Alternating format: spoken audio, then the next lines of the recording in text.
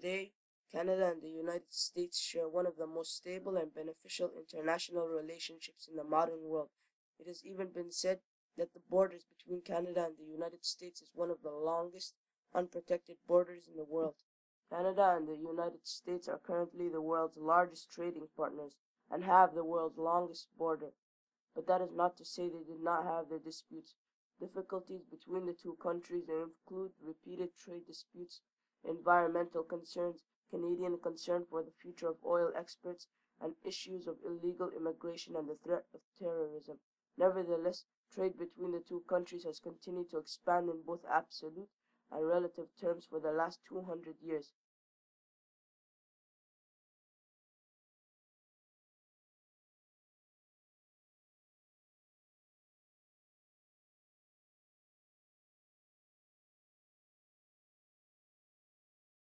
From 1750s to the 21st century, there has been extensive mingling of the Canadian and American populations, with large movements in both directions. New England Yankees settled in large parts of Nova Scotia before 1775 and were neutral during the American Revolution. At the end of the Revolution, about 75,000 Loyalists moved out of the new United States to Nova Scotia, New Brunswick, and the lands of Quebec, east and south of Montreal. From 1790 to 1812, many farmers moved from New York and New England into Ontario. In the mid and late 19th century, gold rushes attracted American prospectors, mostly to British Columbia and later to the Yukon. In the early 20th century, the opening of land blocks in the prairie provinces attracted many farmers from the American Midwest. In the late 19th century and early 20th century, about 900,000 French Canadians moved to the U.S., with 395,000 residents there in 1900s. Two-thirds went to mill towns in New England, where they formed distinctive ethnic communities. By the late 20th century, they had abandoned the French language, but most kept the Catholic religion. About twice as many English Canadians came to the United States, but they did not form distinctive ethnic settlements. Canada was a way station through which immigration from other lands stopped for a while, ultimately heading to the United States. In 1851 to 1951, 7.1 million people arrived in Canada, and 6.6 million left Canada, most of them to the United States.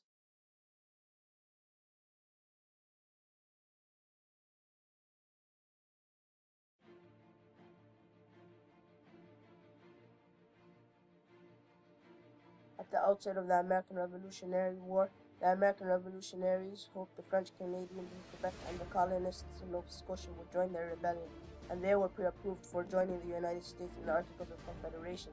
When Canada was invaded during the American Revolutionary War, thousands joined the American cause and formed regiments that fought during the war, yet most remained neutral, and some joined the British effort. Britain advised the French Canadians that the British Empire already enshrined their rights in the Quebec Act, which the American colonies had viewed as one of the intolerable acts. The American invasion was a fiasco, and Britain tightened its grip on its northern possessions. In 1777, a major British invasion into New York led to the surrender of the entire British army at Saratoga.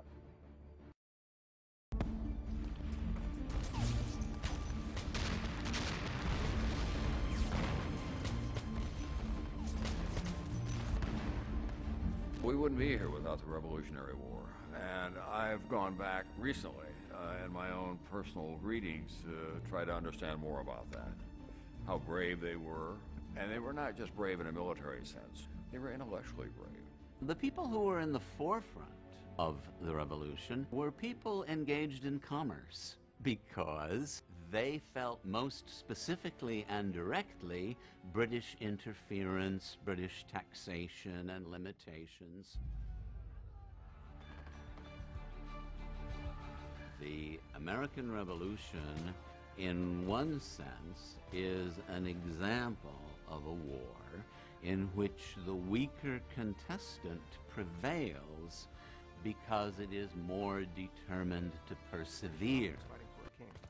The Americans were fighting for their lives. And it's not so much how much equipment you have or much training you have, it's what's in your belly, it's what's in your heart. And you know you're fighting for your lives and a way of life, as opposed to fighting for a monarch who you may not care about or may not love, but it's your job. That's all the difference. You're going to fight harder if you're fighting for your own way of life, you're fighting for your families. Back then, during the Revolutionary War, what really made the difference is they really believed in what they were fighting for. That's why the Americans actually had the advantage. This is a case of hanging on in the face of the British actions long enough to where the British literally would grow weary of this and realize that it was endless. They could not prevail. In the last analysis, the British were willing to cut a deal with the Americans in order to make sure that they could preserve their power in Europe. Any American who wants to know what it takes to be free should study the Revolutionary War.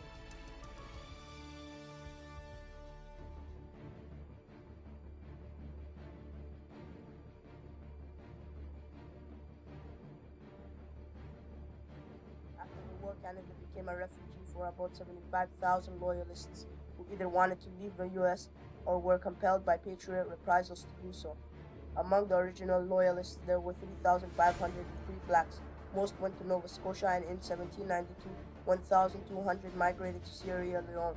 About 2,000 black slaves were brought in by loyalist owners. They remained slaves in Canada until the Empire abolished slavery in 1833. Before 1860, about 30,000 to 40,000 blacks entered Canada. Many were already free, and others escaped slaves who came through the Underground Railroad.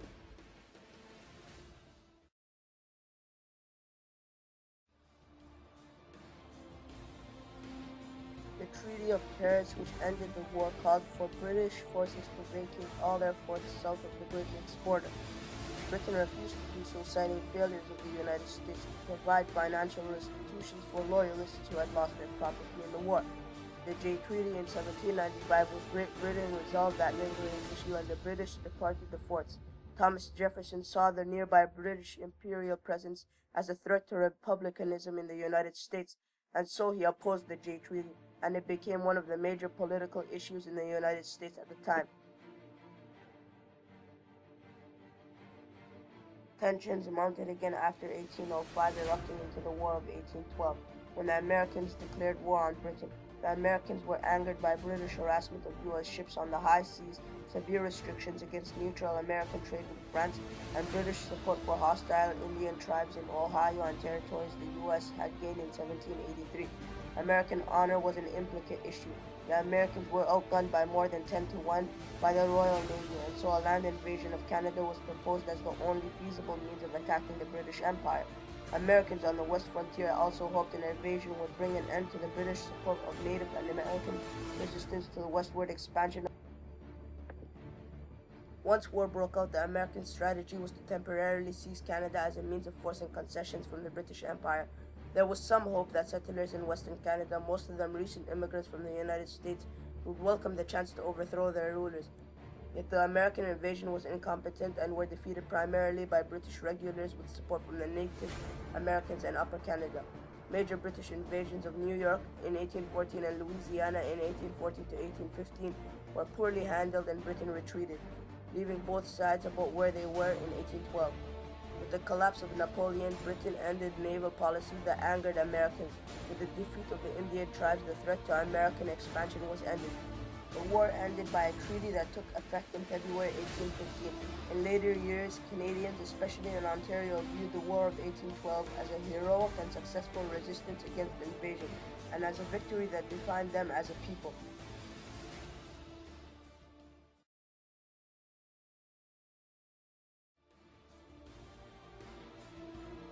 There are many great examples of disputes which occurred between Canada and the United States.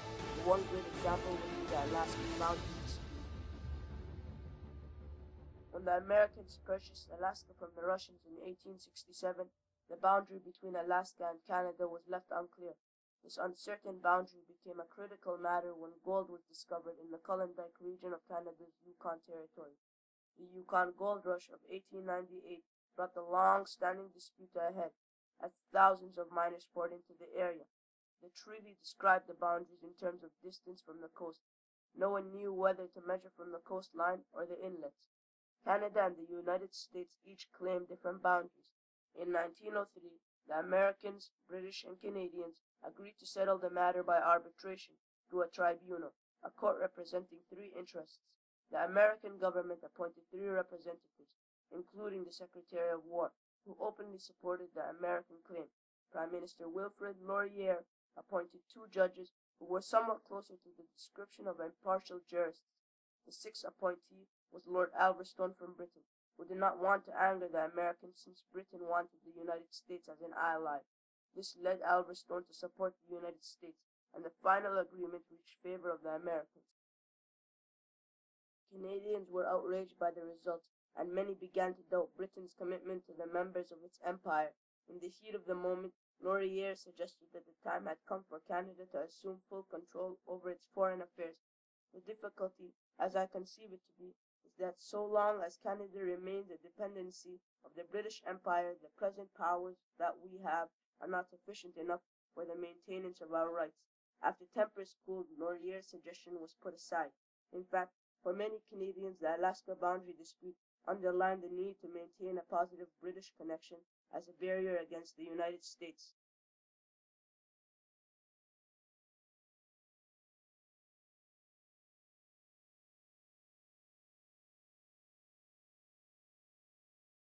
After the Alaska boundary issue was resolved, many Canadians remained suspicious of the expansionist intentions of the United States. Nevertheless, relations with the United States began to improve. The Boundary Waters Treaty was passed in 1909, setting the International Joint Commission between Canada and the United States. This body was created to resolve disputes between the two countries involving the shared waters along their borders. This dispute, along with many others between Canada and the United States, highlights the fact that their international relationship was less than perfect.